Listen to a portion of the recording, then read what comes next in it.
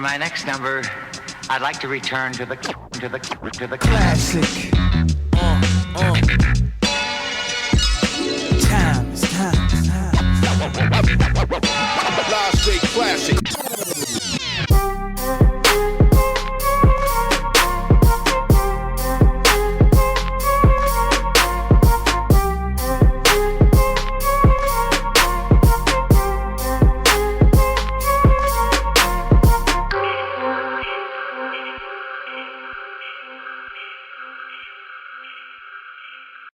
Hello there guys and welcome, it is Niran here, and today it is time for me to welcome you back to episode number 60 of this series overall. It is Leicester City Career Mode here on FIFA 16. Today we've got another 3 games for you, all of which I do believe in the Barclays Premier League, and we're getting towards Christmas time, which means only one thing, and it's not Santa. In terms of this series, it is fixture congestion. We've got 3 games in the space of 6 days coming up, although you won't see all 3 of those games today. You'll only see 2 of that 3-game run, but there's going to be fatigue coming into the squad, and as you can see in the background, here is the squad. Now, I hope you guys are enjoying the series. We seem to be ploughing through it pretty well at the moment, approaching January in the transfer window, so if there's any players you want me to buy, or if there's any positions that you want me to strengthen, then drop that in the comments section as well. You can either assess this episode and decide who's not performing well enough, who's performing very well, or you can decide now and say which position I need to strengthen, whether that be like fullback, strikers, goalie, centre-back, whatever, doesn't really matter. Drop that in the comments section, or even if you think I should be buying some more young players to provide some more squad depth, then drop that in the comments section as well. Squad depth, there we go. And if you're so inclined, then you can leave some specific players that I should shortlist and maybe try and buy in January. In the background though, you are seeing the squad report, and there's some pretty good growth really across the whole squad. Some of the younger players growing pretty well, the youth players doing a very good job in terms of the actual players from the youth academy, but even some of the main starting 11 players, the likes of Mbolo, Arnold, even Riyad Mahrez as well, growing pretty well across the entire squad. Karius as well has gone up to an 80 overall now. But here, confirmation of who you voted for last episode's player of the episode, and hence the player that plays every single game of today's episode. And once again, the first time anyone has regained a crown, it is N'Golo Kante, who wins player of the episode twice in a row. He will play every single game of today's episode, and that means that's actually quite a disadvantage actually in some instances, because of the fixture congestion that we're struggling with at the moment. Here you can see the squad though in the background. The only notable changes really being Kasper Schmeichel in goal and Luka Zahovic up front. Kasper Schmeichel getting his chance because Loris Karius has had a very poor last few episodes. In fact, he's only made about 2 saves in the whole of the last 2 episodes. So Kasper Schmeichel getting his chance back in goal, the man who lifted the Barclays Premier League trophy for us last season. As you can see, we're getting into this game then against West Bromwich Albion at home, against at the King Power Stadium, and Riyad Mahrez has played Luka Zahovic through on goal already, and it is as easy as that. A very, very quiet first half an hour of this game, but after 31 minutes, Riyad Mahrez with the assist, continuing his fantastic form this season, finding the Slovenian Luka Zahovic, and he does not miss those. Also notable run there as well from Fukurata Masuaku, making that happen as well. Good play from him. Now later on in the first half, and N'Golo Kante sees Zahovic in all sorts of space. It's back to Kante again, but it's an easy save for Lindegaard.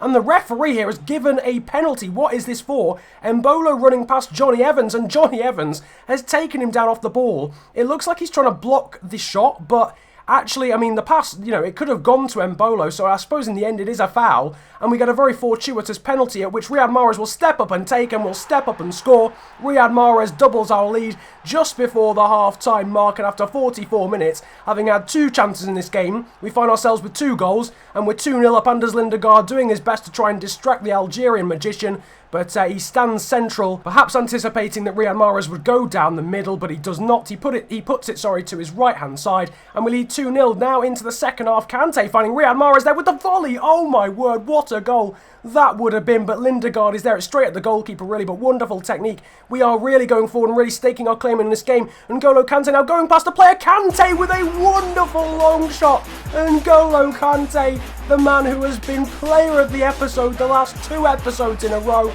bangs in a long shot into the top bins out of absolutely nowhere. He goes past the West Bromwich Albion defender and then unleashes an impossible to save strike.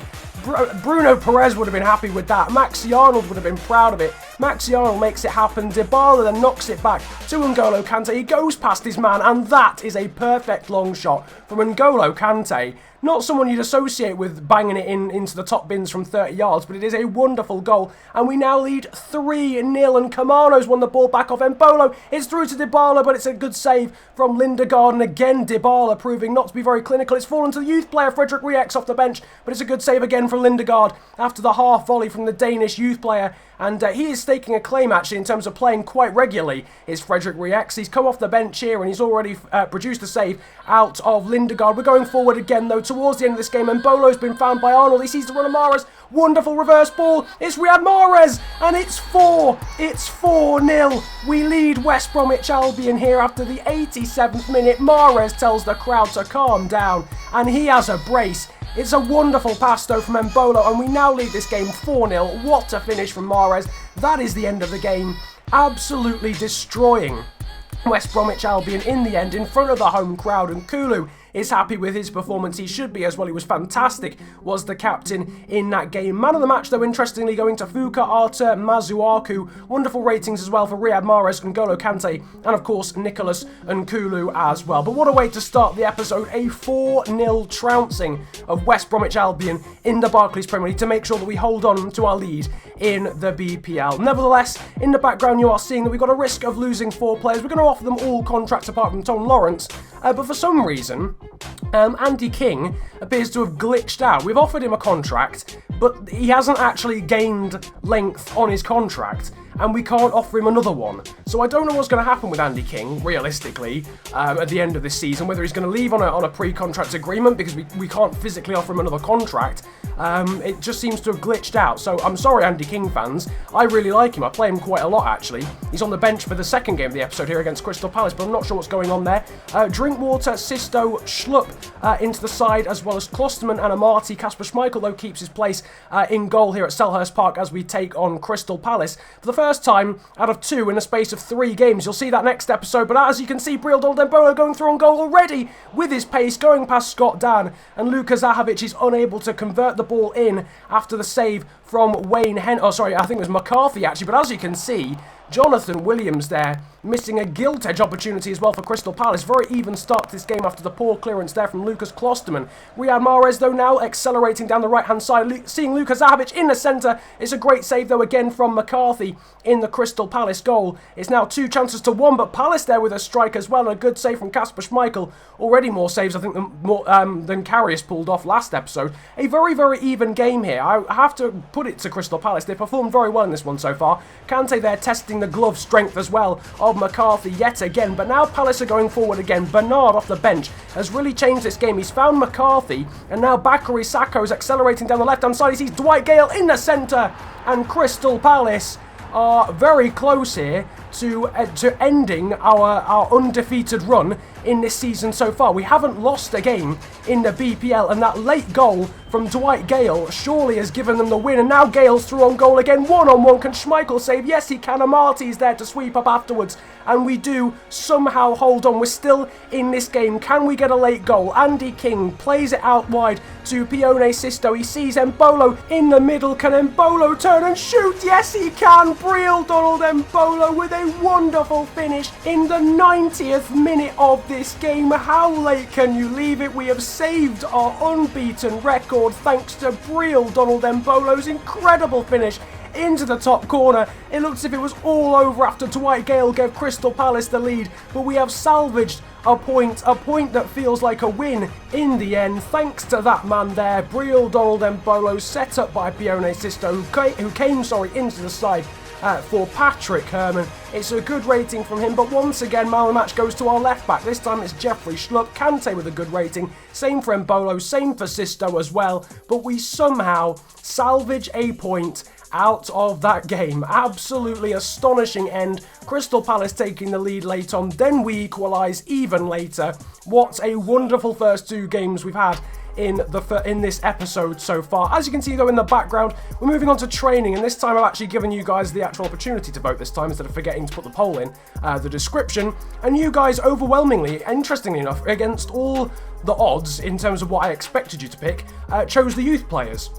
As does the likes of Lasse Jonsson, Marcus Karlgren, and Frederick Riex, the likes that you've seen quite a lot in this series so far. Also Vestergaard and Boylerson too, but Mbolo racked up quite a few votes as well, so I've gone for training him just a little bit as well. He's not being played though in this game because fatigue is a massive issue. 10 changes to the side. The only one who stays in is of course N'Golo Kante, who has to stay in the side. The likes of Rudiger, Nkulu, Perez, and also Tarajai into the side. But as you can see, Kante, the man, the ever-present at the moment, with a great run, finding Dybala, who hits the post on his stronger left foot. And then Marcelo Grohe in the Watford goal with a wonderful save to deny Fukurata Masuaku on the rebound. A great save again there from Grohe. Slightly easier though, that one after Maxi Arnold's long shot. Now into the second half after a pretty quiet first half.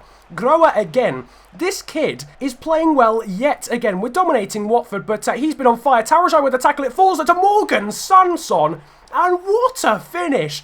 Completely against the run of play, but Watford have scored a stunner thanks to the ex-Montpellier midfielder Morgan Sanson, and there's no chance for Loris Karius, who's back into the side for Schmeichel.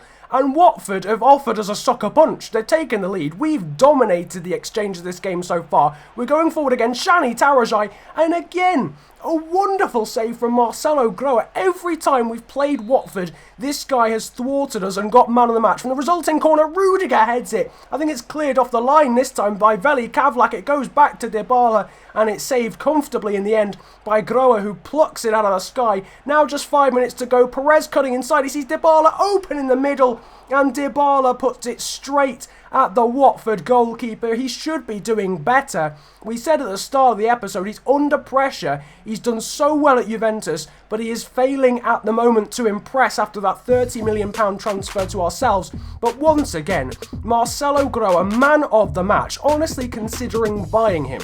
Because it's not just a one-off performance like when we played Spartak Moscow and Pezyakov. Marcelo Grohe just performs well every single time we play Watford. But an unfortunate loss there. It's going to affect us badly in the table. But now it is time to decide you guys' player of today's episode. And there's a lot of contenders. First of all, Riyad Mahrez, who scored twice in today's episode. That penalty and then that fourth goal as well against West Brom. Briel Donald Mbolo is the second. He, of course, set up Riyad Mahrez for the fourth goal in the West Brom game, and of course scored that vital equaliser against Crystal Palace in the last minute. We've also got Fukurata Masuaku, who got a man of the match in the West Brom game, and also got a very high rating in the final game against Watford too.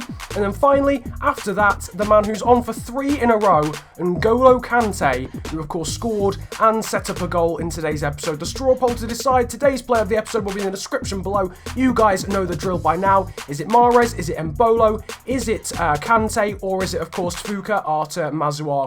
In the background though, unfortunately, we have lost the lead in the Barclays Premier League after the draw and loss in today's episode. Bournemouth doing a fantastic job there as well, up in third. But I hope you guys have enjoyed today's episode of Leicester Career Mode. If you did, feel free to hit the likes button. And an unfortunate loss there against Watford, but some fantastic games against Palace and West Brom to open up the episode. Subscribe though if you are new around here as well, and comment about enjoying the video if you enjoyed it that much. It's been a pleasure ranting at you guys today. Have a good day, enjoy yourselves, and goodbye. Nah, that's not me. Act like a waste man, that's not